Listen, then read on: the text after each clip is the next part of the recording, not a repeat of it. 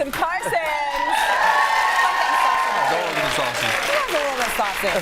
So we love learning from you and taking all of those chef secrets so that we can try them out at home. So today we are going to make 3 sauces. Well, this is 3 sauces, but they have so many applications that they could go throughout all your meals and really just kind of add variety to what we want to do. Yeah, spice it up a little bit. Yeah, but the thing is, I mean, you know, these are things that we do in the kitchen, and I think twice, you know, we put it together, no big deal.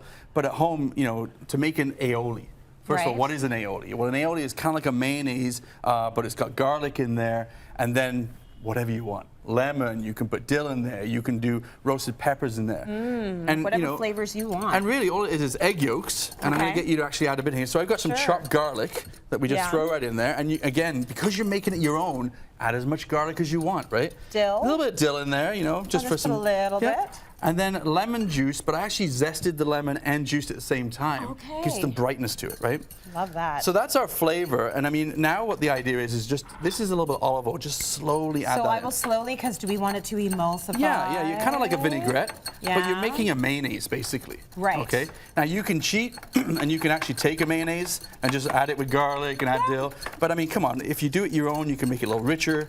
I mean, look at the color of this. It's nice and rich. That is so rich. Right? Okay, that's good. That's going to add major flavor to whatever you add it to, and I think that's why I'm a sauce girl. Yeah. Whereas some people can just have everything dry. I love sauce. I love adding sauces to things. But look at the that difference. Gorgeous. Mayonnaise, and then the egg yolks. Richer, more creamy, you know, and I think, you know, a great sauce like that put on a plate with, you know, on a steak would be fantastic. Yes. And I'm going to show you a little bit later on another recipe to do it. Okay, so very nice. Really easy, and add as many flavors as you want.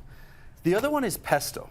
Yeah, now, well, people love making pesto. We see pesto all the time, but it's a little challenging because I've had so many people tell me they take, you know, arugula pesto, puree it down, they add all the ingredients, it looks fantastic, an hour later they come back and it's brown.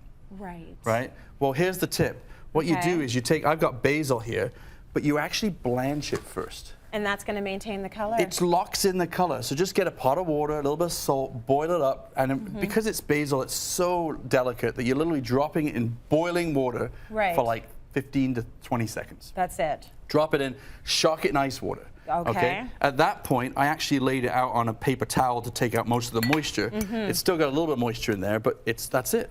You know, and the good thing is you can do that. You can actually chop some of that, throw it in your pastas as well. Okay. Right, and it doesn't go brown on you. Now, if you don't blanch it and it does go brown, does it still taste the same? It still tastes does it really fine. matter? No, it still tastes fine, right? I think this just gives you that nice vibrant color. You know, when you're eating a pasta with some flaked salmon in there and a pesto, and it starts to look a little gray, you're kind of like, maybe not too hungry. The salad was filling enough, you know, whatever. But you just kind of, you know, puts you off, right? You eat with your eyes. So doing like this, it locks in the flavors. Okay. The other thing is you have to watch allergies nowadays. Most places you go that have pestos don't have pine nuts in there. Pine nuts are not actually nuts. They're actually a seed. But the thing is, you know, people still get nervous about them, so they don't put them in there. And then there's garlic, you know. But what I've done is I've roasted the garlic. Makes it a little softer, not as harsh. So we're going to throw that in there. A little softer, a little sweeter. Yeah. I put a little bit of lemon juice in there just to give it a little kick, you know, a little bite in there, you know. But you could put a little cider vinegar in there. Oh, nice. I'm rebellious, so I do put the pine nuts in there. Yes, all right. Come on.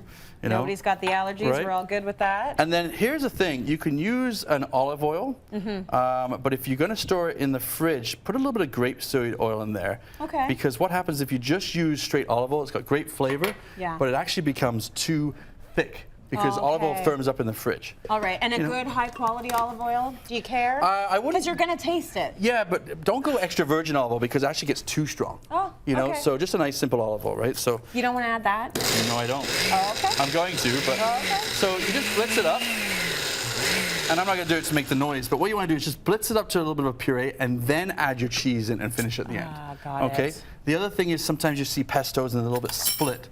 You know, they're a little bit kind of grainy, but look at that. That is a beautiful pesto. Man, that looks good. And you can put that with shrimp or, you know, I mean, it's just fantastic for roasted mushrooms. Which cheese did you use here? Parmesan cheese. Okay. Yeah, just grated Parmesan. Beautiful. And you could buy the pre-grated, or if you've got the block and you grate in there, it's really fresh. Best. Yeah, so. Okay, lovely. So now you've got your pesto. What do you want to make now? Well, now it's just a chutney. You know, and I think the word chutney is daunting because there's so many different flavors going on there. Well, look, I mean, all the different dishes I've got here. Right. But really, again, it's your own, what do you want to add in there? So what I do is whatever you're making, so I'm doing a pepper and red onion chutney. Right. Is I would take all of my onions, and I would take half of my peppers. Okay. Cut so nicely. Yes, I know. It's great to have apprentices around the kitchen. It's really good. But you can just chop them up. It doesn't really matter. But then I'm actually going to take orange juice and sugar, because the sugar and the orange juice almost like not cancel each other out, but they create like this really nice pickling flavor. Right. Okay. And then it's flavors. I got some orange zest in there. And this is whatever you want to do Whatever you with want. it. Hot chilies. So if this was your house, we'd have the hot chilies up to there. We'd throw it in there. Maybe. You know. If you're going to put things like star anise and cinnamon, remember how many you put in. So one, maybe 1 or 2 or 3 star anise. That way you know when to take them out. Right. You know. Bay leaf, throw that in there. And then what you would do is take a nice vinegar. Right? Balsamic vinegar. You could be a cider vinegar. And you're just going to boil that. Okay. Okay, and what it does is it cooks it down. Just simmer it away, let it cook, and it will come down to almost like a jam. Right. But where the chutney comes in is then you throw the rest of the peppers in, and that's how you get So that you got to texture. get that chunk. Yeah, and then, I mean, look at this. That on a steak. Oh, that looks good. It's got Very great nice. flavor, great tang. 3 sauces you're going to want to try tonight. Thank you, cityline.ca, for those recipes. Let's go to break.